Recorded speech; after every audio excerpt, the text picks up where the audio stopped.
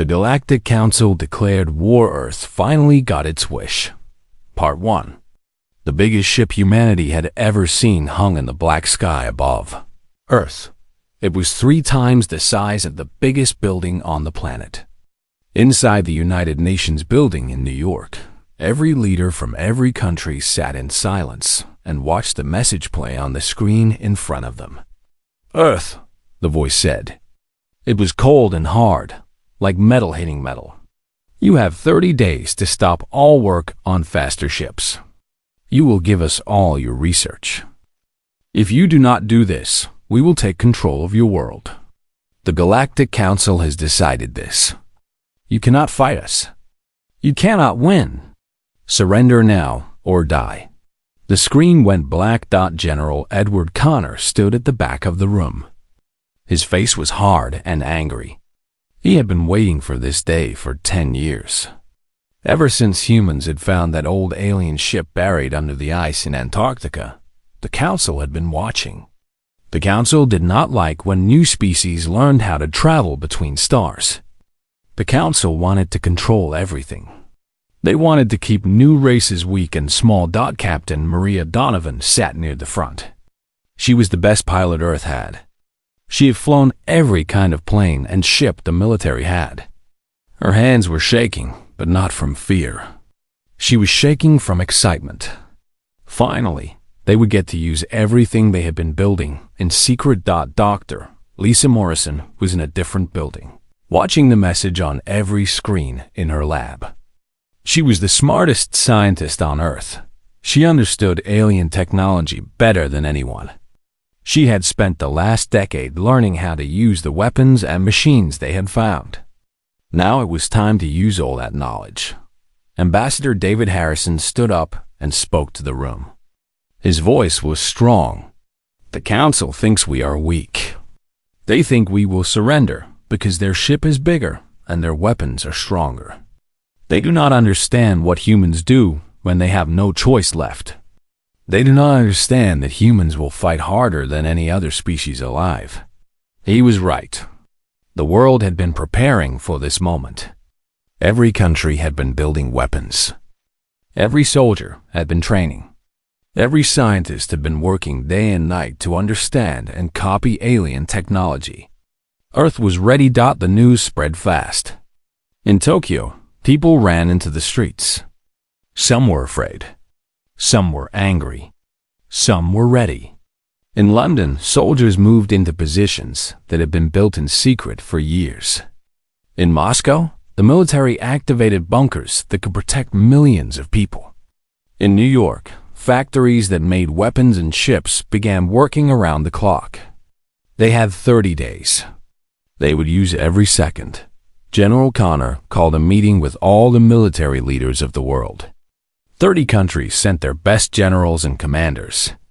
They gathered in a room buried deep underground in Colorado. Maps covered the walls. Models of ships and weapons sat on tables. Pictures of the Galactic Council's technology hung everywhere. "We cannot fight them in space," Connor said. "Not at first. Their ships are too fast and too strong. But we have something they do not have. We are on Earth. We know every inch of this world. We understand how to hide and how to hit fast and then disappear. We understand how to make something work when it is broken. We understand how to fight when we have nothing left." He pointed to the pictures. "They will send ships to attack our cities. They will try to take control of our governments. But they will be surprised. They will not understand how we fight. They will not understand how many of us will stand and fight instead of running away." Captain Donovan raised her hand. "We have the weapons from the ship we found in Antarctica. We have learned how to use them. We have weapons they do not know about." "Good," Connor said. "Then we fight. We fight until they understand that Earth is not like other worlds they have taken over. We fight until they learn that humans do not surrender." The meeting lasted 6 hours. They made plans for defense. They made plans for attack. They made plans for what to do if the Council took over their cities. They made plans for how to win. Maria Donovan drove to the military base in Nevada where she had trained all her life. The pilots there were the best in the world. She gathered them in the big hangar.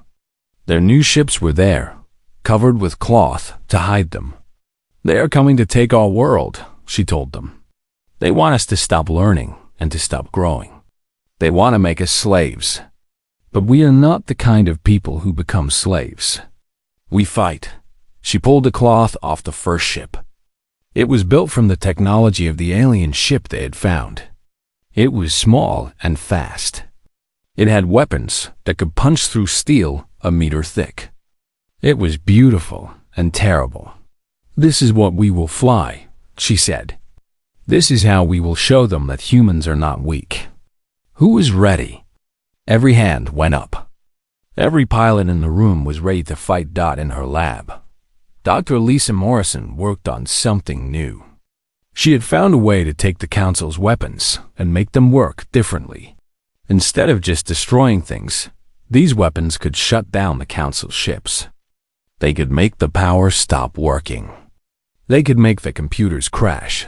She had always been good at finding the holes in things.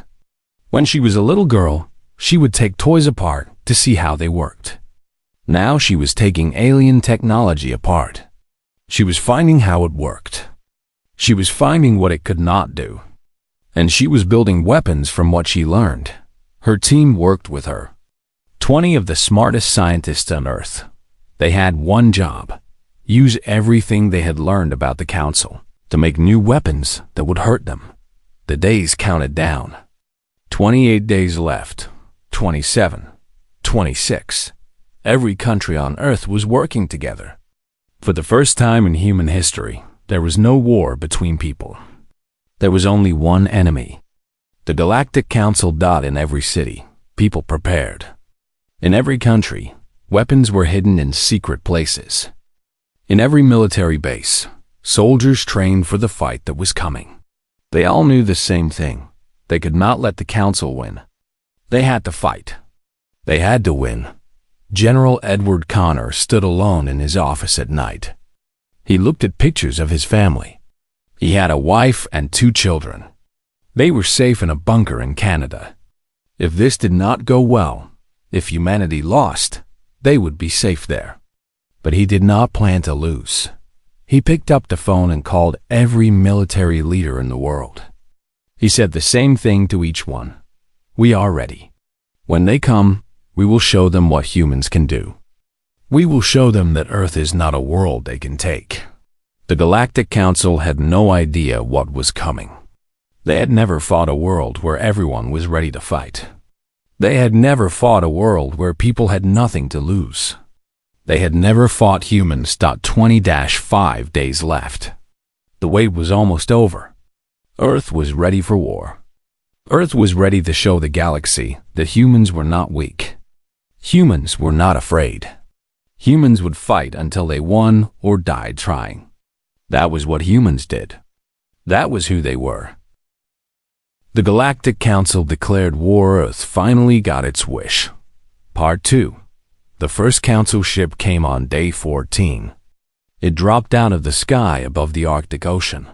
It was huge, like a flying metal mountain. It sent a message to every radio and screen on Earth. "This is the Galactic Council. You have chosen to fight. This was a bad choice. We are destroying your defense systems now. Surrender, and we will let your people live. Fight, and we will kill everyone." The ship opened fire. Beams of bright light shot down at Earth. They hit military bases in Canada. They hit radar stations in Alaska. They hit a communications center in Greenland. Hundreds of people died in the first few minutes. But the Council had made a mistake. They thought hitting those targets would break Earth's spirit. They did not know that Earth had built many backup systems in secret. The military bases they hit were not the real ones. The radar stations they destroyed were old machines that did not do anything important anymore. Commander James Pierce sat in a control room buried deep under the Arctic ice. He watched the Council ship fire at empty targets. Around him, dozens of soldiers and scientists watched every camera. They saw everything the council was doing. "Now," James said quietly, "fire everything." From all around the Arctic, weapons started to fire. They came from submarines under the ice. They came from airplanes that had been hidden in mountains. They came from weapons buried in the snow. The council ship had no idea that humans could fight in the cold desert of the Arctic. The first attack hit the council ship's shields. The shields were strong, but they were not strong enough for so many weapons at once. The second attack broke through the shields on the side of the ship. The third attack hit the main power system. Captain Maria Donovan was in the sky above the Arctic in her new fighter. She and 10 other pilots flew faster than the council had ever seen anything move.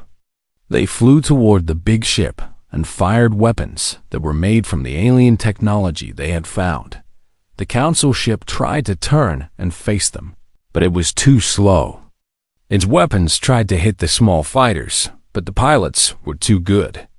They flew between the beams of light. They dove under the ship's fire. They came in from angles the council had not planned for. 3 of the human fighters were hit and fell from the sky. The pilots died fighting, but the other 7 fighters kept going. They flew right at the council ship. They fired everything they had. The weapons from Earth went through the ship like it was made of paper. The council ship's engines stopped working. Alarms screamed inside the ship. The crew sent out one last message to the council before the ship started to sink into the ocean. "The humans have weapons we did not know about. They fight like nothing we have ever fought before. They are willing to die to hurt us. This is not like other wars." The ship went down into the black water of the Arctic Ocean. Humans had killed a council warship. The galaxy heard the news and could not believe it. Humans were not supposed to be able to do this. Humans were supposed to be weak and easy to defeat. General Edward Connor did not have time to celebrate. Reports came in from all over the world. The council was sending more ships. Many more ships. They had sent 10 ships to attack different parts of the Earth. 10 huge council warships with weapons that could destroy whole cities. In Europe, a council ship was attacking the military bases in France and Germany. Thousands of soldiers were dying. The cities below were being destroyed. But the humans there had their own plans. Colonel Henry Roberts led a unit of special soldiers. They had weapons that Dr. Morrison had made. These weapons used the same technology as the council ships. They could destroy the shields that protected the council soldiers.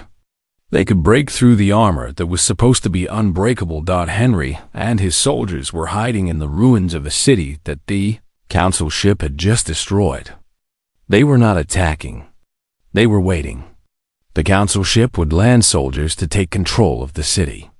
That was when Henry would strike. The council landing ship came down at sunset. 200 council soldiers came out. They had armor that could stop normal bullets. They had weapons that could burn through steel. They thought the war was already over. Henry and his soldiers opened fire. The weapons from Dr. Morrison worked even better than they had expected. The council soldiers were hit and fell. Their armor did not protect them. Their shields did not work. They died fast and hard. The council soldiers tried to run back to their ship, but it was too late. Henry's soldiers blocked every way out. The council soldiers fought back, but they could not win. In 30 minutes, all 200 council soldiers were dead. Henry sent a message to all the other units hiding around the world. Kill them. They can be killed. They bleed like us. Fight them, and we will win. The message spread like fire across the world. In Asia, soldiers attacked council positions. In South America, fighters shot down council ships. In Africa, humans who had no real weapons attacked council soldiers with rocks and fire and sticks. The council soldiers could not believe that humans would fight even when they had no chance to win. The Council had sent 10 ships to destroy Earth. 4 of those ships were destroyed by human pilots and fighters. 2 ships were damaged so bad they had to leave and go back to Council space to fix them. The other 4 ships were still fighting, but they were losing soldiers fast. Humans would attack them, kill them, and disappear. Then they would attack again somewhere else. Captain Maria Donovan's fighter was hit by Council fire. She lost control and the plane fell from the sky. She ejected and floated down in a parachute. Below her, Council soldiers were setting up a base. She landed hard and ran into a building that was still standing. Her arm hurt bad, maybe broken. She had a gun with maybe 20 bullets left. There were 50 Council soldiers between her and the next military base. But Maria was not afraid. She had trained her whole life for this moment. She started moving through the ruins, using the broken city like a weapon. She used the dark and the broken buildings and her knowledge of where she was. She used every trick she had ever learned. By the time she reached the military base, she had killed 12 Council soldiers. She was hurt and tired and hungry, but she was alive. And she had killed 12 enemies of Earth. When she walked into the base, all the soldiers there cheered. She had become a hero, not just to her country, but to the whole world. She showed everyone that humans could kill the Council. Humans could win. Dr. Lisa Morrison watched all the battles from her lab. She saw what was working and what was not. She saw how the Council fought and what they did wrong. She was already building new weapons. She was already planning the next attack. After 14 days of fighting, the first Council attack had failed. 3 of the 10 ships had been destroyed. The other ships had lost so many soldiers and so much equipment that they had to stop fighting and wait for new orders from the Council. Humans had lost thousands of soldiers. But humans had shown something that the Council had never seen before. Humans had shown that they would fight no matter what. That they would not give up. That they would kill the enemy no matter what it took. General Edward Connor received reports from every battle. He saw how well the soldiers fought. He saw how the pilots moved through the sky. He saw how the scientists created new weapons. He made one simple decision. "We are going to win this war," he said. "The Council thinks we are weak. They think we will break. But they do not know us. And before this is over, the whole galaxy will know that Earth is not a world you can take. Earth is a world you have to fear." The war was just starting, but humanity had already changed the rules of the game. The Galactic Council declared war. Earth finally got its wish. Part 3. 2 months into the war, the fighting had changed. The Council sent more ships and more soldiers. The battles were bigger. More people were dying. But humans were still fighting. They were still winning battles. They were still killing Council soldiers and breaking Council machines. Dr. Lisa Morrison worked in a lab that was hidden under a mountain in Switzerland. Around her, 30 of the smartest scientists on Earth worked on weapons and defense systems. They all had one goal: take the technology of the Council and use it against them.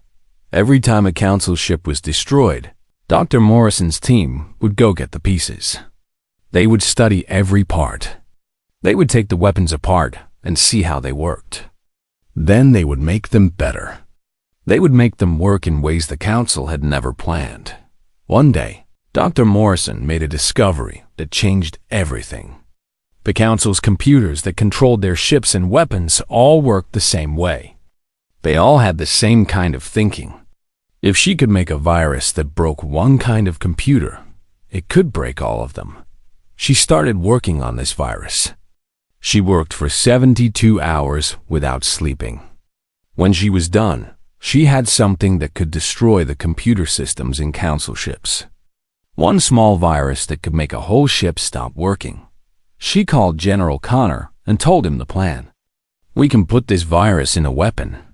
When the weapon hits a Council ship, the virus will go into the computer system. The computers will stop working. The ship will not be able to move or fight. General Connor smiled for the first time in weeks. How many of these weapons can you make? Give me time and people, Dr. Morrison said, and I can make hundreds, maybe thousands. In Eastern Europe, where the Council had landed soldiers on the ground, a different kind of war was happening. The Council soldiers had taken over several cities. They had strong machines and strong weapons. They had armor that could not be broken by normal bullets, but humans had something the Council did not have. Humans had learned to fight in cities that were broken and full of ruins. Humans had learned to use the dark and the shadows. Humans had learned to kill from places the enemy could not see. Private Daniel Foster was 24 years old. He had been fighting for 3 months. He had seen friends die. He had seen cities burn. But he had also learned how to kill Council soldiers.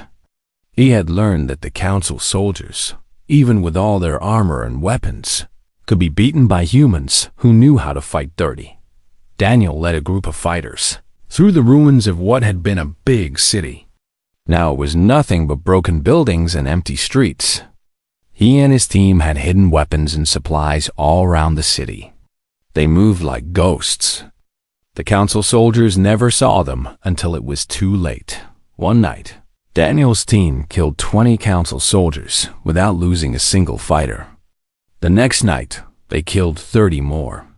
The Council sent more soldiers to find Daniel and his team, but the humans knew the city better. They knew every street and every building. The Council soldiers were just visitors who did not know where they were. After 3 weeks of fighting in the city, the Council pulled their soldiers out. The city was free again.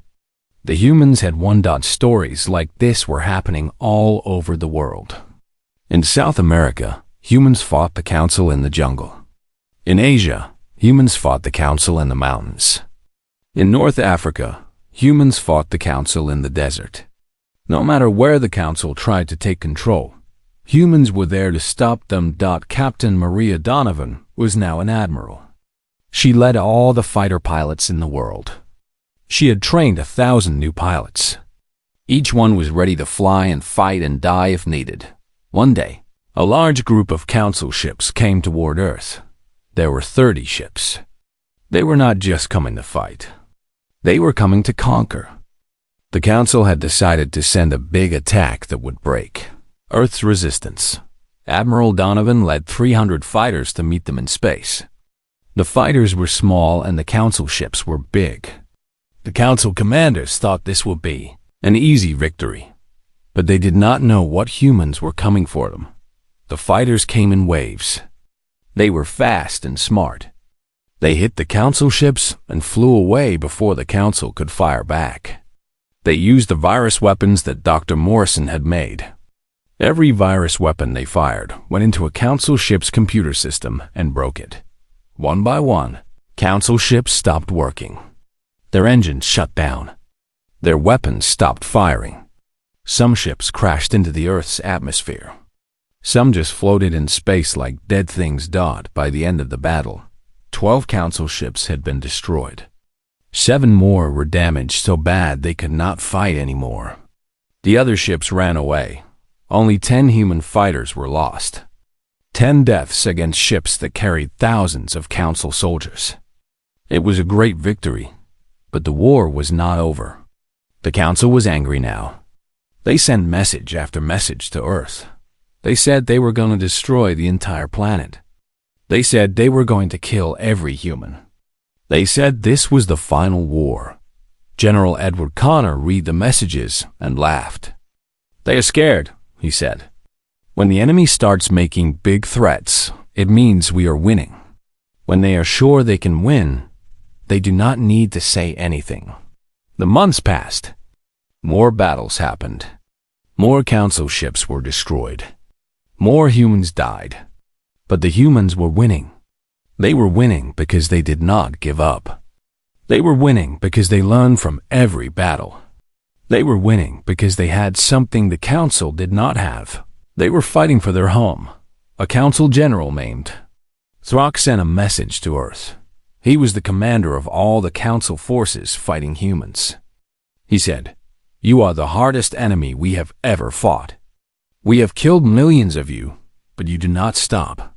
We have destroyed your cities, but you rebuild.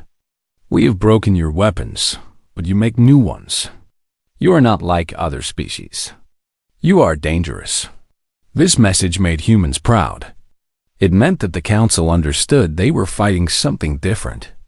They were fighting a species that would not break. A species that would not surrender. A species that would fight until they won or died trying. Dr. Morrison finished making 500 of the virus weapons. Scientists in 3 different countries made 500 more. By the end of 3 months, there were 2,000 virus weapons ready to use. Every pilot and every soldier who fought the Council had at least 2 of these weapons. The Council did not know about these weapons. They did not know that humans had learned to use their own technology against them. They did not know that their computers were weak against a virus made by a human woman in a mountain in Switzerland. They were about to learn. Admiral Donovan looked at a map of space. She saw where all the Council ships were. She saw which ones were strong and which ones were weak. She made a plan for the biggest battle that had ever happened. She called all the pilots together. She showed them the plan. 3,000 human fighters against 50 Council ships. This is the battle that will decide the war, she told them. If we win this, the Council will have to talk to us. They will have to admit that we are not weak. They will have to admit that Earth is strong. The pilots cheered. They were ready. They had trained for this. They had fought for months. They had killed the Council's best soldiers and destroyed the Council's best ships. Now they were ready for the final test. How many of us will die? One pilot asked. Admiral Donovan did not lie. Many, maybe 1,000, maybe more. But we will win, and the ones who survive will be heroes. The world will remember them for the rest of human history. The pilots did not look scared. They looked ready. They were humans, and humans were made for this. The Galactic Council declared war. Earth finally got its wish. Part 4. The battle began at dawn. 3,000 human fighters rose into the sky. They had been trained to fight the Council for 6 months. They had been flying new ships that were faster and stronger than the old ones. They had weapons that could hurt the Council. They had a plan that might actually work. The Council ships waited in space above Earth, 50 of them. Each one was a mile long. Each one carried thousands of soldiers and hundreds of weapons. The Council commanders on those ships were not worried about human fighters. Humans had little ships and simple weapons. This would be easy. Admiral Maria Donovan led the first wave of fighters. She had 1,000 pilots with her. Behind her was the second wave of 1,000 pilots. The third wave would follow if needed. As soon as the human fighters got close to the Council ships, the Council opened fire. Beams of bright light filled the sky. Some human fighters were hit and fell, their pilots dead before they even knew what happened. Other fighters dodged and moved and stayed alive, but the humans did not run away. They moved forward. They got close to the Council ships. They fired their weapons. The virus weapons went into the computer systems of the Council ships. One ship shook, and all its weapons stopped working. Another ship tried to move away, but its engines would not start. A third ship's shields turned off, and human weapons punched right through the metal. The Council had never seen anything like this. Their ships were breaking apart. Their weapons were not working.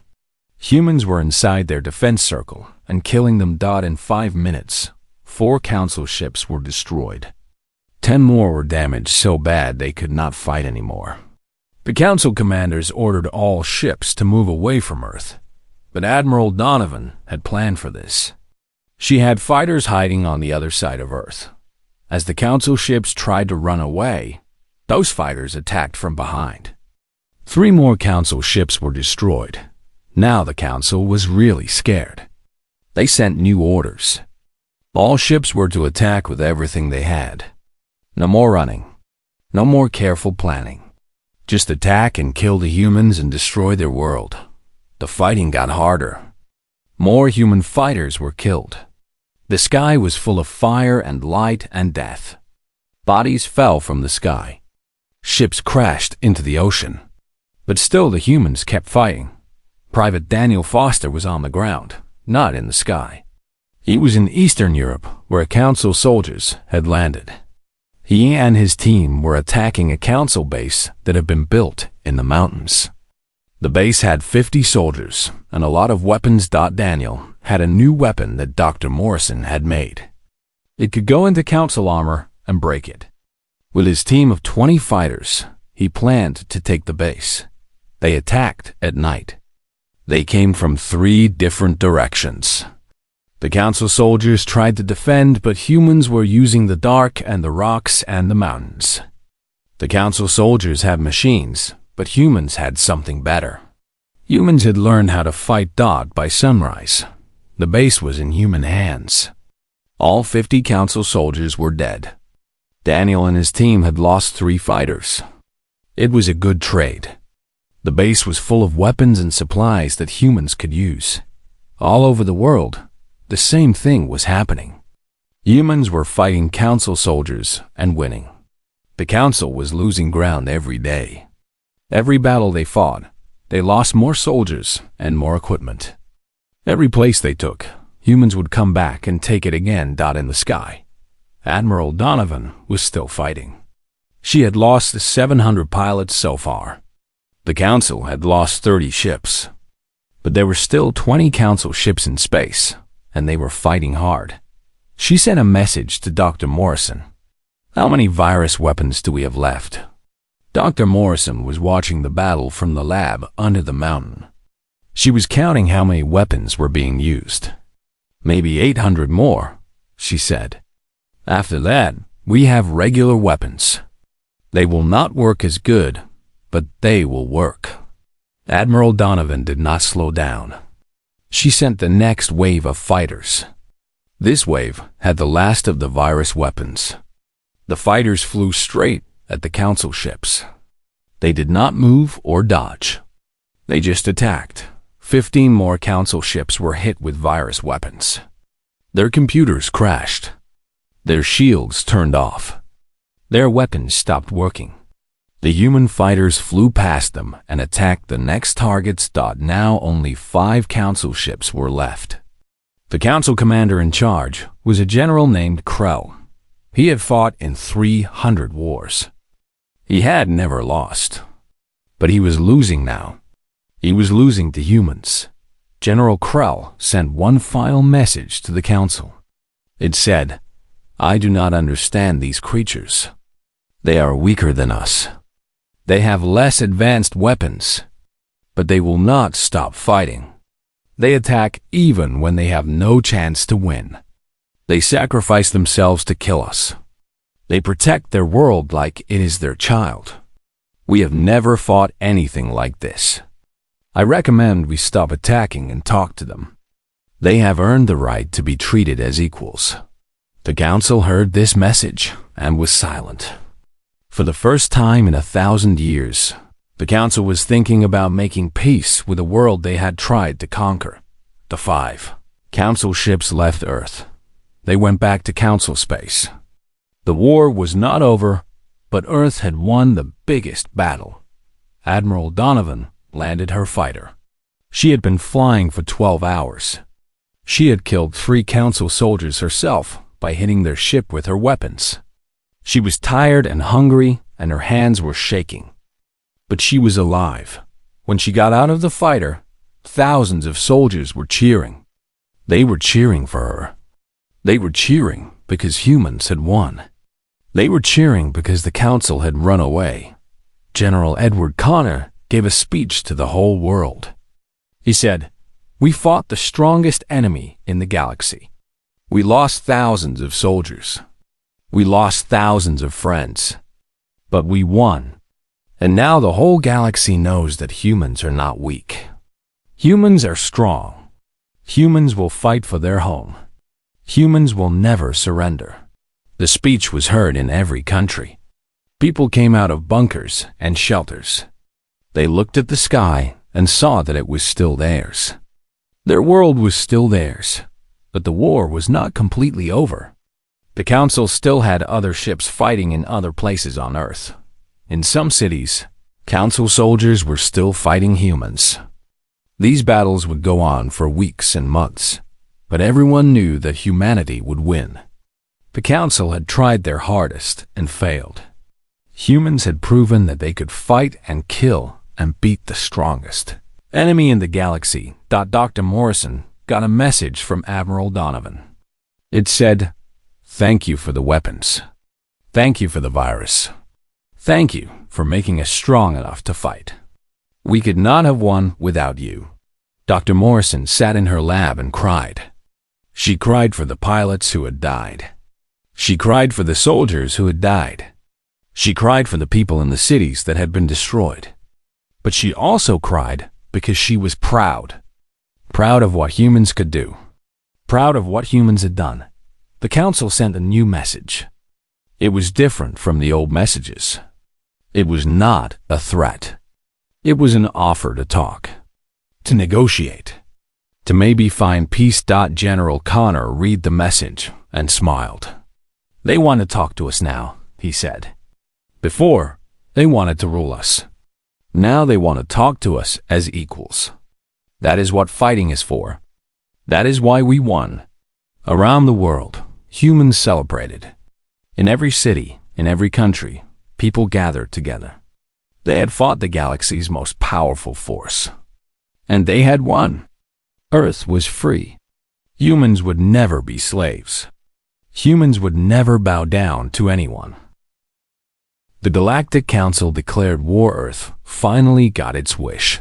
Part 5. 6 months after the big battle in space, the fighting on Earth was finally over. The last Council soldiers had surrendered or been killed. The last Council bases had been taken by humans. The invasion was done. Earth had won, but the victory had cost a lot. 300 million humans had died in the war. Thousands of cities had been destroyed. Farms that fed billions of people had been burned. The world was broken, and it would take years to fix it. General Edward Connor stood in what used to be the United Nations building in New York. It had been rebuilt. The whole city had started to be rebuilt. Workers from all over the world had come to help. They wanted to rebuild their world faster. They wanted to get back to normal. But Connor knew that normal was gone. Everything was different now. Humans had fought and killed an enemy that they were supposed to lose to. Humans had become something new. Humans were not the weak little creatures that the Galactic Council had thought they were. Humans were warriors. A shuttle landed outside the new UN building. It was carrying the first group of visitors from the Galactic Council. These were not soldiers. These were diplomats and leaders who wanted to talk about peace. Ambassador David Harrison stood ready to meet them. He had been chosen to speak for all of Earth. He was not a soldier. He was a speaker and a thinker. But he had the respect of everyone on Earth because he had helped plan the war. The Council visitors came out of the shuttle. They looked at Earth and its broken cities. They looked at the humans who had fought and survived. They looked at a world that had been invaded and had fought back. The head diplomat was named Voss. He was very old and had been to 300 different worlds. He said, "We underestimated you. All of us. We thought you were like other primitive species. We thought you would surrender quickly. We did not understand what humans are." Harrison nodded. "You made a mistake. A big one. You thought that being weak at first meant being weak forever. You did not understand that humans learn fast. That humans adapt. That humans fight harder when they have something to lose." Voss said something that surprised everyone. "The Council has decided to offer Earth a seat on the Council itself." You would be equals with all the other species. You would have a voice in what happens in the galaxy. This is something we have never offered to any new species. But you have earned it." Harrison did not answer right away. He looked at the other humans standing with him. Admiral Donovan was there. General Connor was there. Dr. Morrison was there. They all nodded. This was what they wanted. This was what they had fought for. "We accept," Harrison said. "And we want one more thing. We want the right to explore space. We want the right to travel to other worlds. We want the right to grow and learn and become part of the bigger galaxy." Voss smiled. It was not a happy smile. It was the smile of someone who understood that everything had changed. Yes, Earth will have that right. And the Council will need to learn to accept that humans will not stay on Earth forever. Humans will go to the stars. And one day, you might be stronger than the Council itself. Over the next months, peace was made. The Galactic Council agreed to give humans the same rights as every other species. They agreed to give Earth resources to help rebuild. They agreed to trade with Earth and share knowledge. But more than that, they learned to respect humans. Every meeting of the Council now had a human representative. And that human representative spoke with confidence. The human representative had seen the Council's ships destroyed. The human representative had killed Council soldiers. The human representative had beaten the impossible. Admiral Maria Donovan was chosen to lead Earth's first exploration team into deep space. She would take ships and find new worlds. She would meet new species. She would show them that humans were not just a world that could fight. Humans were explorers. Humans could go anywhere and do anything. Before she left, she visited Daniel Foster. Daniel was still in Eastern Europe, helping to rebuild the cities that had been destroyed. He had decided that he did not want to be a soldier anymore. He wanted to build things, not destroy them. Maria gave him a medal. It was made of metal from a Council ship that had been destroyed. It had words on it that said, "For bravery and sacrifice."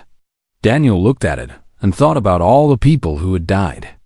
He thought about the soldiers he had fought with who did not come home. He thought about the cities he had seen burn.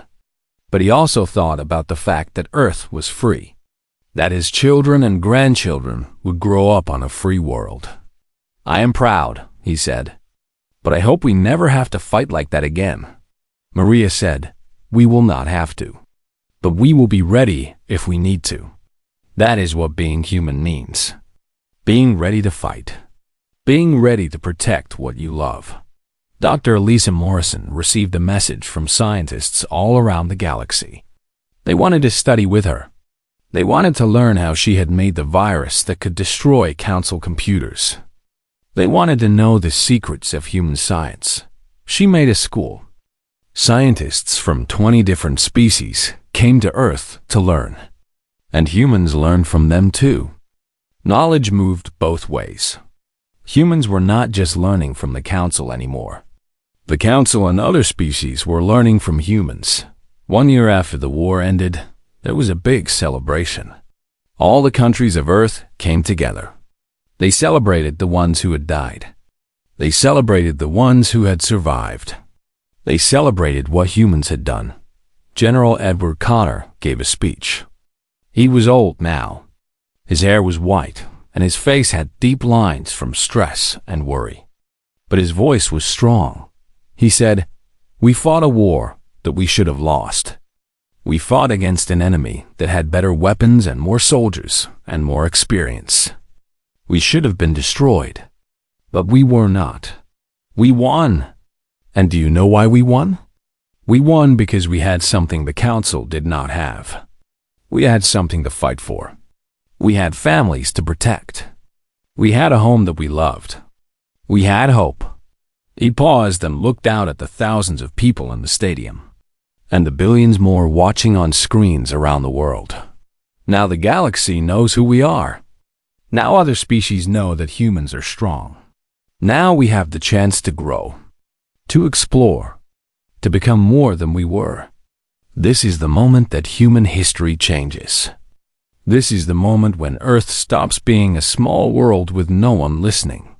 Now the whole galaxy is listening. And they will keep listening because humans have something to say.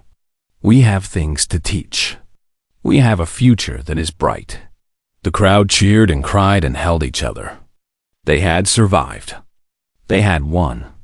They had earned the right to stand with the greatest powers in the galaxy. In the years that followed, humans spread out into space. Human ships went to distant planets.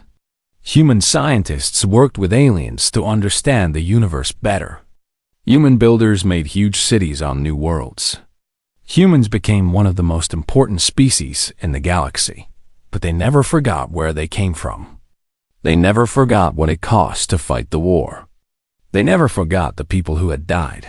And every year, on the day the war ended, Earth held a celebration. The whole planet would stop and remember. They would remember the soldiers who had died. They would remember the children who had lost parents. They would remember the cities that had been destroyed. But they would also celebrate what humans had done. They would celebrate that they had fought and lived. They would celebrate that they had proven they were not weak. They would celebrate that they had a future among the stars. Admiral Maria Donovan was old when she finally came back to Earth for good. She had explored 20 star systems. She had found 3 new worlds where humans could live. She had made friends with species from 100 different planets. She stood on the top of a mountain and looked down at Earth. The planet was green again. The cities had been rebuilt. The forests had grown back. It was beautiful. She thought about all the fighters who had not come home. She thought about the ones who had died so that this could happen. She smiled and said a quiet thanks to them. Thanks for the sacrifice. Thanks for the strength. Thanks for being human. Somewhere in the galaxy, other species were talking about humans. They were saying that humans were the toughest fighters they had ever known. They were saying that humans would not give up. They were saying that you should never underestimate humans because they would surprise you. And it was all true. Earth had come to the stars.